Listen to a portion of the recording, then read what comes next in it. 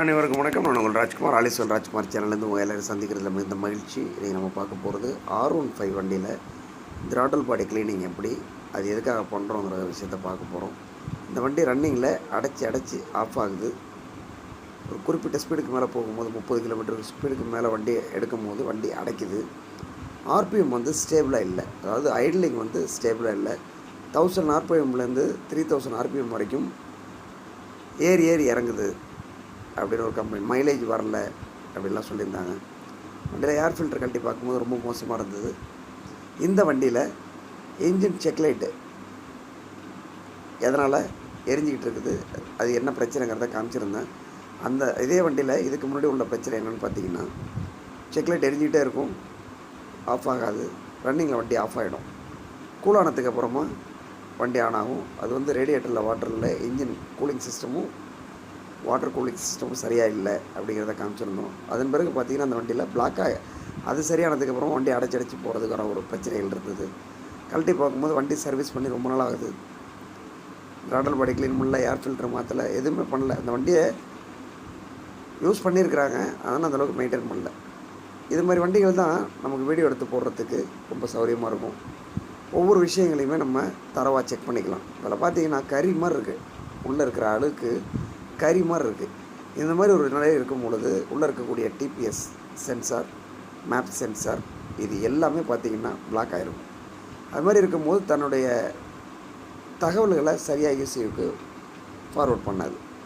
அதனால தான் உங்களுக்கு வண்டியில் நிறைய பிரச்சனைகள் வர்றதுக்கான காரணமாக அமையுது. இப்போ இந்த வண்டியில் த்ராட்டில் பாடி கழட்டியாச்சு, அதில் உள்ள சென்சார்லாம் கழட்டி கீழே வச்சுருக்கிறேன். த்ராட்டில் பாடியில் இன் அவுட் 2 பக்கமும் வரக்கூடிய ஹோல்ஸில் எவ்வளோ அழுக்கு இருக்குதுன்னு பார்க்குறோம். சாதாரணமாக பார்த்தா தெரியாது. இப்போ நம்ம த்ராட்டில் பாடி ஸ்ப்ரே அடித்து க்ளீன் பண்ணுறேன். க்ளீன் பண்ணும்போது எவ்வளோ அழுக்கு உள்ளேருந்து வருதுன்னு பாருங்கள். பொதுவாக இது மாதிரி அடப்பு இருக்கிற வண்டிகளில் petrol, kerosene, diesel, rust spray இதெல்லாம் யூஸ் பண்ணக்கூடாது. இதுக்குன்னு த்ராட்டில் பாடி க்ளீனர்னு ஸ்ப்ரே இருக்குது. இதை வாங்கி தான் நம்ம க்ளீன் பண்ணணும். இது பார்த்திங்கன்னா கறி மாதிரி இருக்குது, நிலக்கரி சுரங்கத்துலேருந்து எடுக்கிற மாதிரியான ஒரு நிலை இருக்குதுங்க. இது மாதிரி இருக்கும்போது கண்டிப்பாக வண்டியோட பர்ஃபார்மன்ஸ் இருக்காது, மைலேஜ் இருக்காது, ஸ்டார்டிங் ட்ரபிள் இருக்கும், அடைச்சி போகிற கம்ப்ளைண்ட் இருக்கும், ஐட்லிங் சரியாக நிற்காது. ஐட்லிங்கில் வந்து நிறைய ப்ராப்ளங்கள் இருக்கும். ஆர்பிஎம் வந்து 1000லேருந்து 3000 ஆர்பிஎம் 4000 ஆர்பிஎம் வரைக்கும் போயிட்டு வரும். போயிட்டு இருக்கும்போது வண்டியை ஸ்லோ பண்ணிங்க நிப்பாட்டி நம்ம ஆஃப் ஆகிடும். சில நேரத்தில் தானாக ரேஸ் ஆகும். நம்ம ரன்னிங்கில் போயிட்டு இருக்கும்போது கியர் கட் பண்ணும்போது, ரேசிங்கில் இருக்கும்போது கியர் சரியாக கட் பண்ண முடியாது. இது மாதிரியான நிறைய பிரச்சனைகள்லாம் வரும். அப்போ இதை எப்படி க்ளீன் பண்ணுறது, எப்பப்பெல்லாம் க்ளீன் பண்ணலாம் அப்படின்னு நம்ம தெரிஞ்சுக்கிறோம். ஒரு வண்டியில் குறைஞ்சபட்சம் அதிகமாக யூஸ் பண்ணுற வண்டியாக இருக்கிற பட்சத்தில் 3000 கிலோமீட்டர்லேருந்து 6000 கிலோமீட்டருக்குள்ளே கண்டிப்பாக ஒரு தடவை நம்ம ஏர் ஃபில்டர், த்ராட்டில் பாடி, சென்சார்ஸ்லாம் கழட்டி க்ளீன் பண்ணி ரெடி பண்ணணும். அது மாதிரி ஸ்பார்க் ப்ளக், அந்த கம்பெனி ரெக்கமெண்டபிள் என்னென்ன ஸ்பார்க் ப்ளக் போட்டிருக்காங்களோ அதை நம்ம மாற்றணும். இப்போ க்ளீன் பண்ணியாச்சு, ஏர் வாஷ் பண்ணுறேன். இந்த மாதிரி ஏர் வாஷ் பண்ணும்போது இதில் இந்த இடத்துல சென்சாரில் வரக்கூடிய ஓரிங்ஸ் எல்லாம் இருக்கா அப்படிங்கிறத கவனமாக பார்த்து கையாளணும். எல்லா ஹோல்ஸ்லேயும் நல்லா ஏர் பிடிச்சிட்டு க்ளீன் பண்ணிக்கணும். அதன் பிறகு ஒவ்வொரு சென்சாரை பார்க்குறோம். அந்த சென்சாரில் ஓரிங்ஸ் எல்லாம் இருக்கும், அது மிஸ் ஆகிடாமல் கரெக்டாக பார்த்து க்ளீன் பண்ணிக்கணும், ஏர் பிடிக்கணும். அதே மாதிரி மாட்டும் பொழுது அந்த ஓரிங் வந்து அடிபடாமல், வெளியில் பீதிங்க வந்து நசுக்கிடாமல், மாட்டிக்காமல் கரெக்டாக மாட்டணும். இதில் க்ளீன் பண்ணுறோம், எவ்வளோ அழுக்கு இருக்குன்னு பாருங்கள். இது மாதிரி அழுக்கு இருந்ததுன்னா வண்டியோட பர்ஃபார்மன்ஸ் இருக்காது. அதனால் வண்டியை சர்வீஸ் பண்ணும்போது நிறைய பேர் என்ன பண்ணுறாங்கன்னா, வாட்டர் வாஷ் பண்ணிவிட்டு ஆயில் ஃபில்ட்ரு வாங்கி வண்டி கொடுத்துட்டு ஒரு ஏர் ஃபில்ட்ரு வாங்கி கொடுத்து மாற்றிட்டு போயிடுறாங்க. செயின் அட்ஜஸ்ட் பண்ணிவிட்டு செயின் ஸ்ப்ரே அவங்களே பண்ணிக்கிறாங்க. இது மாதிரிலாம் செய்யக்கூடாது. ஒவ்வொரு வண்டிக்குன்னு ஒரு பராமரிப்பு விவரங்கள் இருக்குது, மெயின்டெனன்ஸ் ஷெட்யூல் இருக்குது. அதை பார்த்து அதுக்கு தகுந்த மாதிரி நீங்கள் பராமரிச்சிங்க அப்படின்னா வண்டி என்றைக்குமே எங்கேயுமே பிரச்சனை கொடுக்காது. எல்லாமே க்ளீன் பண்ணியாச்சு, மாட்ட போகிறோம். இது மாதிரி நிறைய நுணுக்கமான விஷயங்கள் நம்ம சேனல் ராஜ்குமார் சேனலில் கொடுத்துருக்குறேன். சமீப காலமாக இதை பார்க்குற நண்பர்கள் நல்ல அருமையான விஷயங்களை தெரிவிச்சிட்டு இருக்காங்க. ஒரு டெக்னீஷியன் அப்படிங்கும் பொழுது அதை பற்றின நோக்கங்களை வெளியில் சொல்லணும், அதை பார்க்குறவங்களுக்கு அது புரியணும். அது மாதிரி எனக்கு வாழ்த்து சொல்கிற நண்பர்கள் அனைவருக்கும் இந்த நேரத்தில் ஒரு நன்றியை தெரிவிச்சுக்கிறேன். காரணம் என்னென்னு கேட்டிங்கன்னா, நம்ம போடுற பதிவை எவ்வளோ பேர் பார்க்குறாங்கங்கிறதோட பார்க்குறவங்கள எவ்வளோ பேர் அதை பயன்படுத்துகிறாங்க, எவ்வளோ பேர் அதை புரிஞ்சுக்கிறாங்க அப்படிங்கிறது தான் முக்கியம். ஒவ்வொருத்தரும் கேள்வி கேட்குறீங்க. அந்த கேள்விகளுக்கு எனக்கு தெரிஞ்ச அளவுக்கு நான் பதில்களை கொடுத்துட்டு தான் இருக்கிறேன்.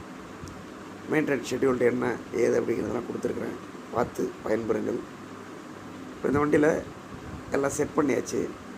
கூடுதல் தகவலாக ஐட்லிங் அட்ஜஸ்ட்மெண்ட்டுக்கு இந்த வண்டியில் R15 வண்டியில் பார்த்தீங்கன்னா ஒரு நெட்டு கொடுத்ததில் அலன்கே ஸ்க்ரூ கொடுத்துருப்பாங்க.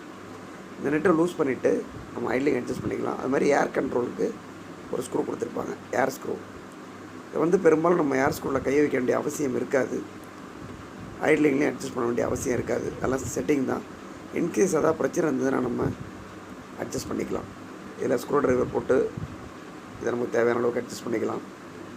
அதே மாதிரி பார்த்திங்கன்னா இந்த நெட்டை லூஸ் பண்ணிவிட்டு அலன்கே ஸ்க்ரூ போட்டு டைட் பண்ணோம் அப்படின்னா டைட் பண்ணிக்கலாம், லூஸ் பண்ணிக்கலாம். இது மாதிரி நிறைய பதிவுகள் உங்களுக்காக தொடர்ந்து கொடுத்துக்கிட்டே இருப்பேன். நம்ம சேனலை ஃபாலோ பண்ணுறவங்களுக்கு என்னென்ன விஷயங்கள், எவ்வளோ நுணுக்கம், எவ்வளோ தேவை அப்படிங்கிறது உங்களுக்கெல்லாம் நல்லா தெரியும். நம்ம எல்லாருமே எல்லா விஷயத்தையும் தெரிஞ்சிக்க முடியாது. இது மாதிரி ஒரு சில பதிவுகள் கிடைக்கும் போது அதை நம்ம தெரிஞ்சுக்கிறது நமக்கு கண்டிப்பாக வாழ்க்கையில் ஏதோ ஒரு இடத்துல பயன்படும். அந்த நோக்கத்தில் தான் ஒவ்வொரு பதிவுகளாக கொடுத்துட்ருக்குறேன். யாம் பெற்ற இன்பம் வையகம் பெற வேணும் அப்படிங்கிற நோக்கம் மட்டுமே நம்மளுடைய நோக்கம். இதில் கூடுதல் தகவலாக இந்த மாதிரி சென்சார் இருக்கிற இடத்துல வயர் கப்ளர் கொடுத்துருப்பாங்க.